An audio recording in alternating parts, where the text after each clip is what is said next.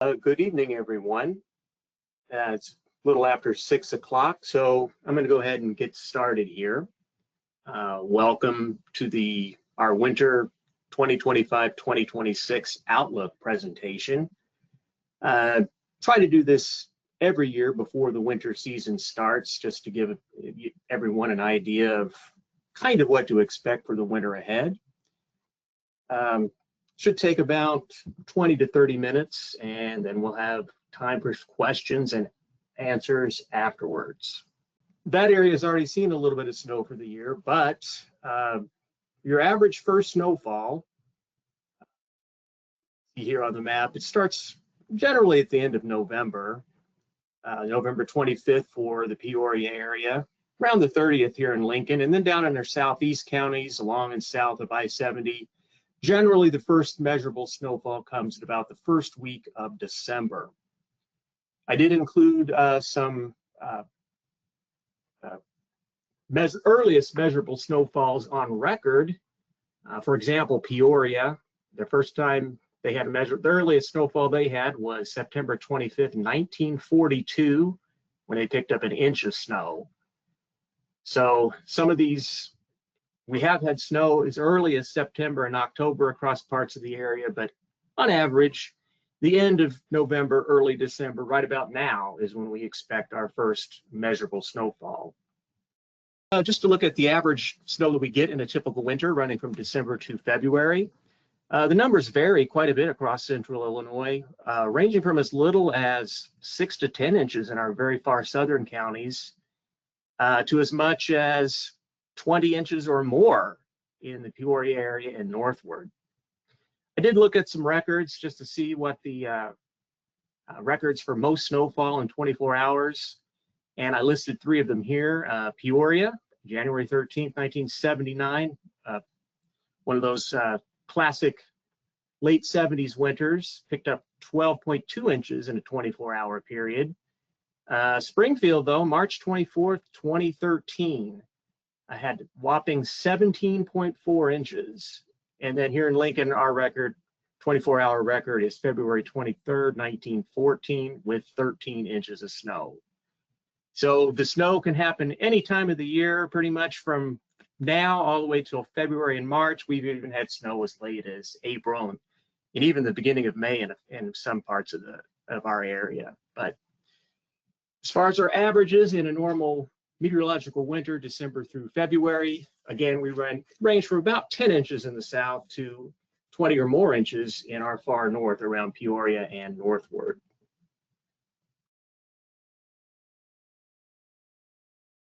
We do get more of the snow around here in winter. A lot of times we get sleet and also freezing rain.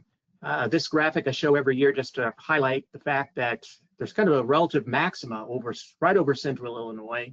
This shows the average freezing rain days per year. And right across the heart of Illinois, we've got about 4 and 5 days. So we can expect 4 to 5 days where we get some freezing rain. Now, that may not amount to a whole lot. It may just be a light glaze, but on average, we should see about one more significant ice storm about every other year.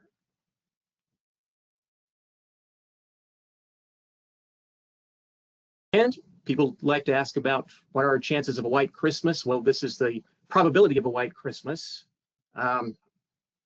Really, generally it ranges from 20 to 30% across the area, but much higher as you go further north. I did check some records to see, well, when was the last time we did have a white Christmas, which is defined as having 1 inch of snow on the ground Christmas morning. And for our southern parts of our area, Springfield and down further south toward Flora, you got to go back to 2017.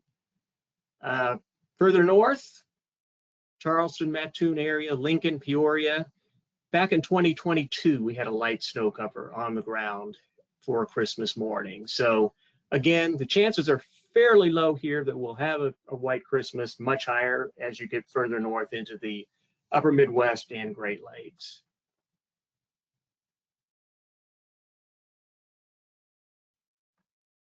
Now I wanted to briefly discuss some winter weather products that we have here at National Weather Service, Central Illinois. The first is a winter storm warning. This is issued for significant hazards. It can be one or more hazards, including heavy snow or sleet. And there have been some changes to this product as we now issue winter storm warning for heavy snow, accumulations of 6 inches or more for our northern counties from Fulton, Tazewell, McLean, and northward. 5 inches is the criteria across much of our area. And then just to the south of us, just to the south of our counties in southern Illinois, the criteria drops all the way down to 4 inches. So anytime we're expecting that amount of snow, you will have a winter storm warning in effect for your area. And coincidentally, as you get further south, the amounts go even lower. Once you get down along the Gulf Coast, down there, all it takes is about 1 inch of snow to trigger a winter storm warning.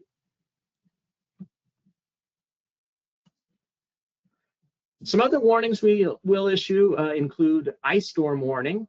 That's when we get a dangerous glaze of ice, accumulation of 1/4 inch or greater, and a blizzard warning. We've had a few of these in recent years. This is not necessarily falling snow. This is blowing and or drifting or falling snow. The key here is you've got 35-mile-an-hour winds or wind gusts that will create poor visibility of 1/4 mile or less for 3 or more hours. So it doesn't necessarily have to be actually snowing for there to be a blizzard warning. We can have blowing snow, cutting the visibility and creating those blizzard conditions.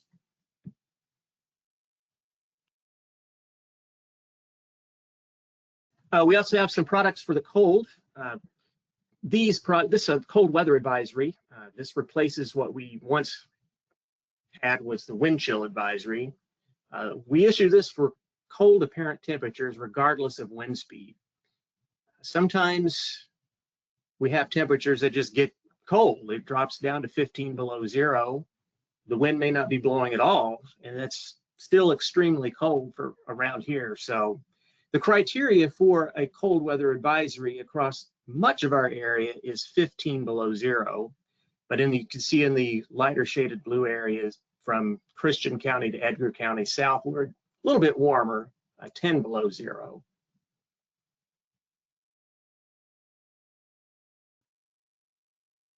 Taking it a step further, the extreme cold warning, this will replaces the wind chill warning, and it's issued for temperatures, as you can see, 25 below zero across a good chunk of the area and 20 below in our southeast.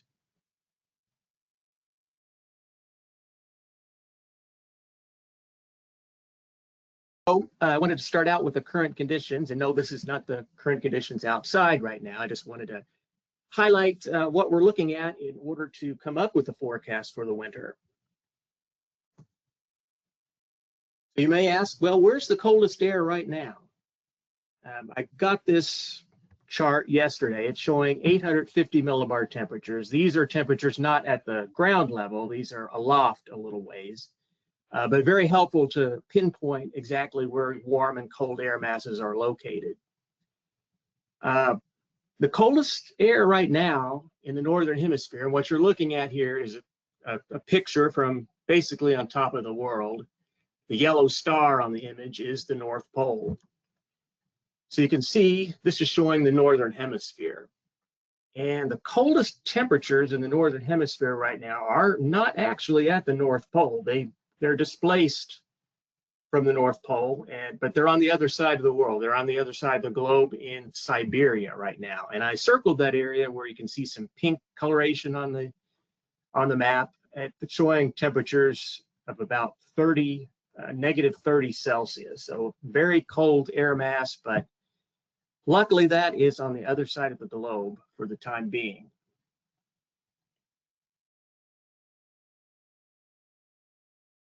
And where's the snow cover? Obviously, we got no snow around here in the Midwest, anywhere close. The colors on the map over here across the continental US, you can see kind of a tan color. That indicates no snow cover. You have to get up into Canada before you start seeing those whites appear, and that's where the snow is on the ground. However, I will point out here on our November 21st map that there's hardly any snow, little to no snow on the ground across the northern tier of states from Montana, North Dakota, Minnesota, and even into the southern Canada. You have to get into the northern portions of the prairie provinces of Canada before you start seeing some snow on the ground.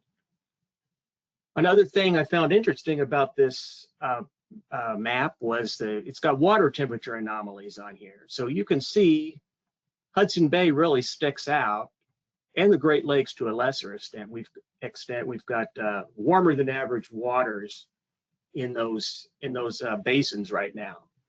That could play an effect for enhanced lake effect snowfall as the winter rolls on with those warmer waters.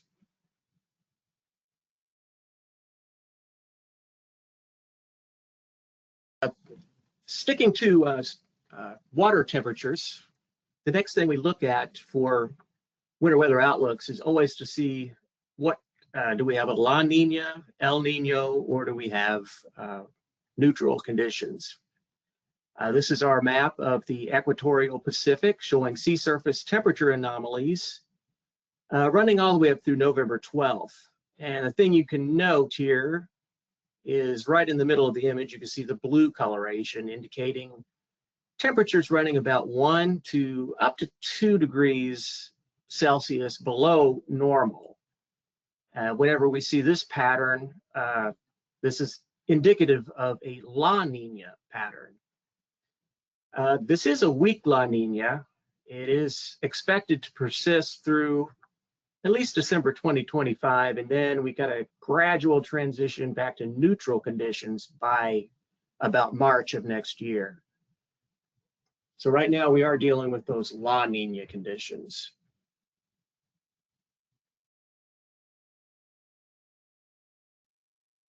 I also wanted to mention something we call the North Pacific blob. It did make the news earlier in the fall. Essentially what this is, it's an unusually warm blob of water in the North Pacific.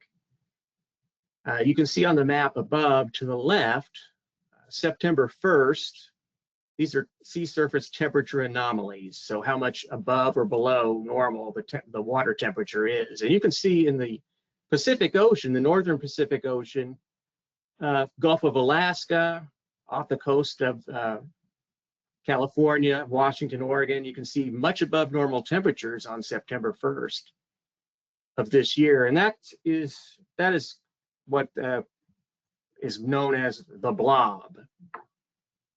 Interestingly, the latest image from the 21st of November, you can see that area has really reversed course.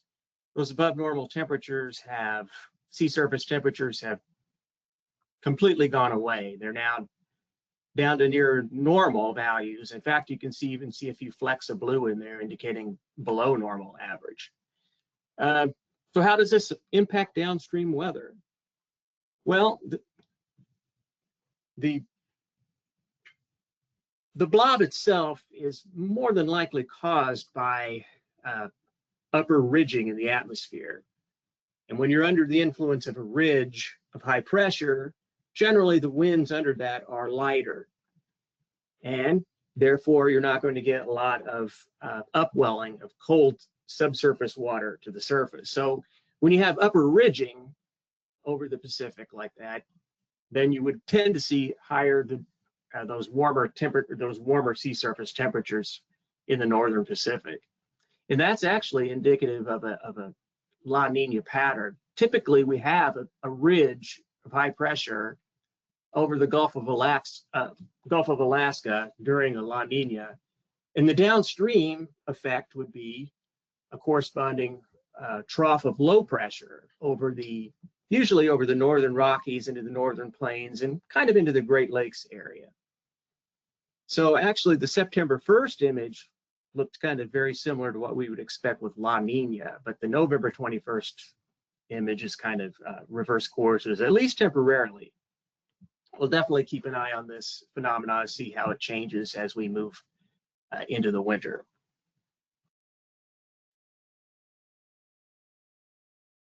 A couple of other things we look at to try to pinpoint what the winter ahead will look like are our oscillations. And I mention these pretty frequently in the weekly weather discussions. We've got two main oscillations that I like to look at, and the first is called the Arctic oscillation.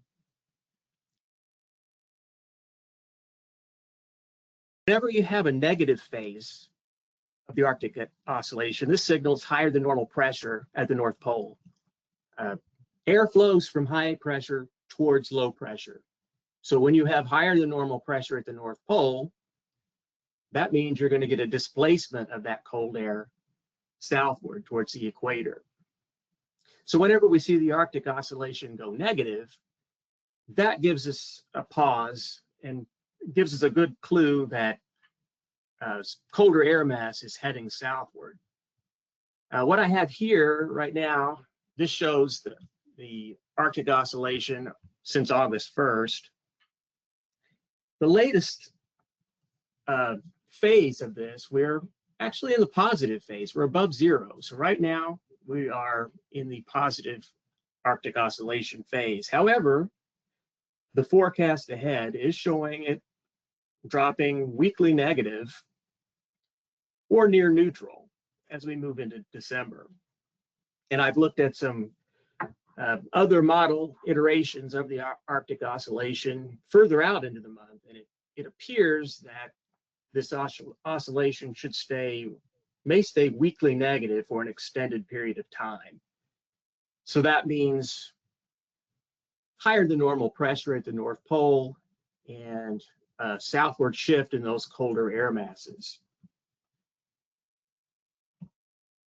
Now, another oscillation we look at is the North Atlantic oscillation. Whenever you have a negative phase of the NAO, that means you've got a stronger than normal Icelandic low, and thus a more highly amplified upper pattern. And by how highly amplified, I mean there's large ridges and deep troughs. And this tends to allow those colder air masses to drop more due southward. Sometimes you get a displacement of air from the North Pole or the northern Canada, and it'll slide more eastward. It'll slide kind of into like northeastern or eastern Canada or New England. Other times, when the pattern is more amplified, you can get those air masses to drop more due south, kind of right into the central US. So it's important to kind of keep an eye on this oscillation just to see what phase we're in. Right now, we're weekly negative, and the trend is kind of sticking right at neutral. So it's not giving us a real good signal of the direction of those cold air masses, but definitely something we'll keep an eye on as we move into the winter.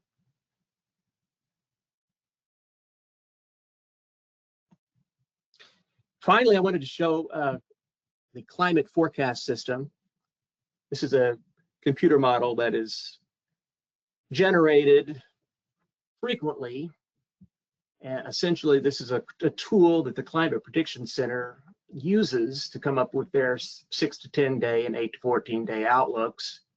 And further, I just wanted to give you a feel for what it's showing for the various throughout the upcoming winter. The image is showing the 2-meter temperature anomaly, so how far above or below normal the temperature is. And keep in mind, this is a monthly average, so it's averaging out everything from the entire month. So that kind of takes away all the good parts. You know, you're not getting those details. You're not seeing the ups and downs that may have led to this outcome.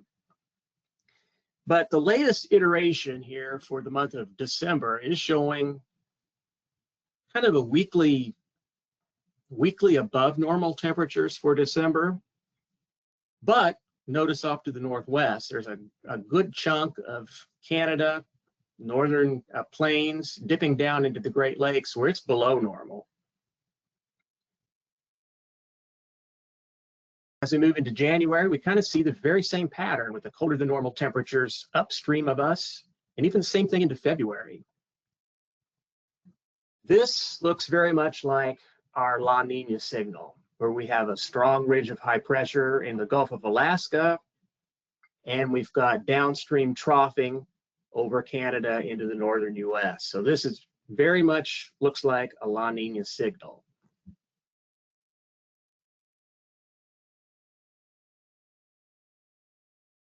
So what does it all mean? Bringing it all together, what is the official NOAA winter weather outlook for this coming winter?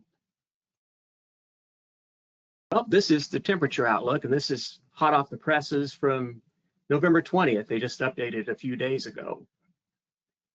Most of central Illinois is showing equal chances, which means there is an equal probability of having above normal or below normal temperatures for the months of December, January, and February.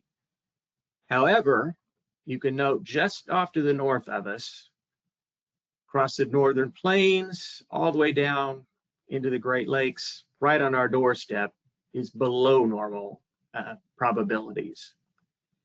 That is our typical La Nina pattern, and it's exactly what we saw in the CFS computer model runs.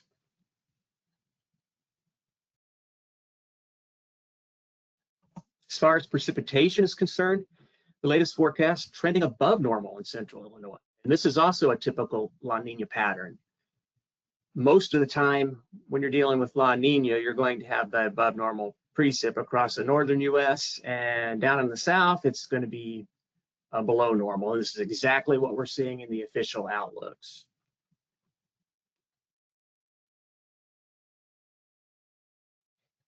The one interesting caveat here is the fact that we do have a pretty significant drought that's ongoing across not only Illinois, but a good portion of the Midwest. This is the latest drought monitor, and you can see portions of central Illinois around Champaign County, Piatt County, Douglas County has got extreme drought conditions. So the big question will be, how will these drought conditions impact the precip outlook? We've got above normal precip forecast for the winter. Is that really going to come to fruition?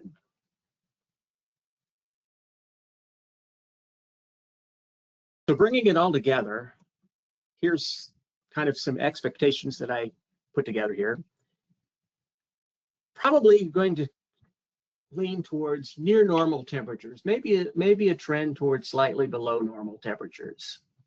We've got that La Nina pattern, so more than likely we're going to have a lot of northwesterly flow through the winter.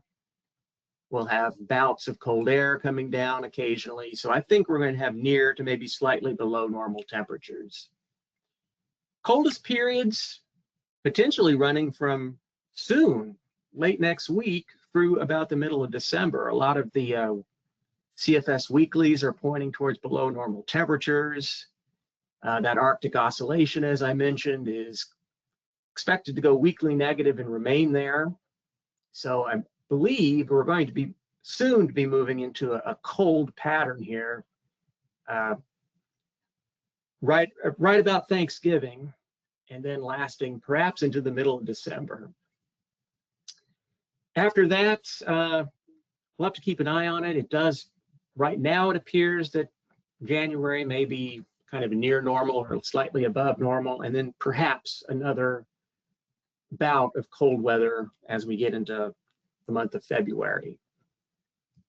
As far as precipitation is concerned, I think there is a strong signal for above normal precipitation, as we saw. However, we are dealing with some very dry soils, very dry conditions right now. We've seen several storm systems already here this fall that have underperformed with rainfall. So I'm going to hedge that down just a little bit and say we'll be slightly above normal with our precipitation. What I'm seeing here in the next couple of weeks anyway, we do have a couple of more storm systems coming in. We've got one chance of rain coming in for late Monday into Tuesday of next week. I don't think that one's going to amount to a whole lot. Then we've got a more interesting system that's coming into the picture for the next week. Monday, Tuesday of the next week. That one will have to be watched. I think that could give us a much better chance of getting some significant rainfall. And some areas of the Midwest could get some significant snowfall with it, depending on the track of the system and how much cold air we have in place by that time. So that'll be something to keep an eye on. But with the pattern as we head into December, it does look like we are having more frequent systems coming into the area. We are getting some rain. I think we should start to see some slow improvement of the drought, but I don't believe we're going to be able to completely eradicate it, at least in the, we'll say, this year. Hopefully we can continue to get precipitation as we move through the winter, and we can erase the drought, or at least ease it significantly by the time we get to next spring.